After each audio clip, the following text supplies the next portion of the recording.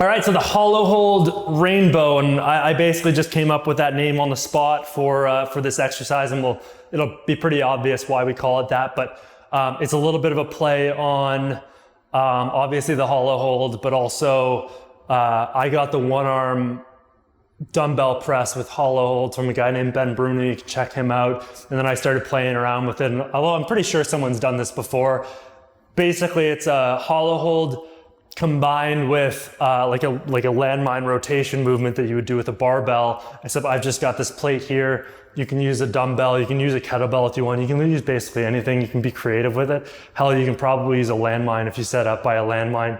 But I'm gonna show you it. We're gonna go over proper hollow hold technique and form to start off, and then I'll show you basically the little wrinkle I've thrown in with this plate. So again,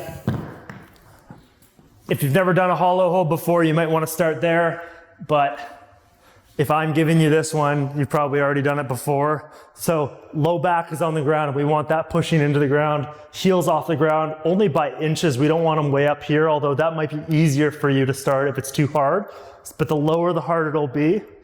And I'm already shaking in here. Shoulders off the ground, upper back off the ground. I'm pushing in here.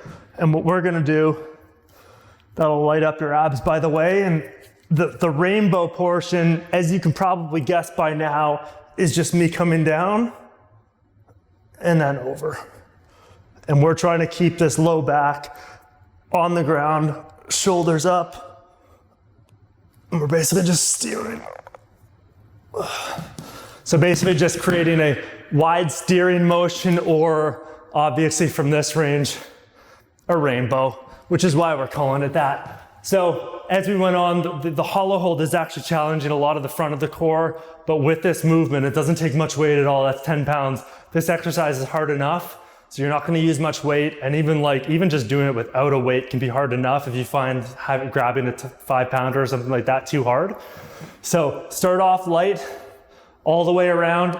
If you grab a 5 and that's the lightest weight you have and it's still too hard, you can shorten the range of motion and start off there. But the main thing is that you're trying to avoid rocking back and forth while you're on the ground, making sure that your proper form stays the way you started off with, proper hollow hold mechanics, feet a little bit off the ground, upper back off the ground and shoulders off the ground.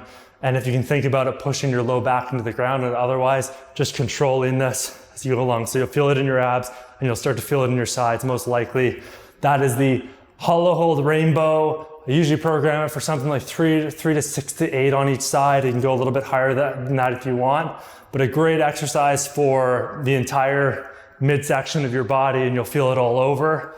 And that's about it for if you have any questions, just let me know.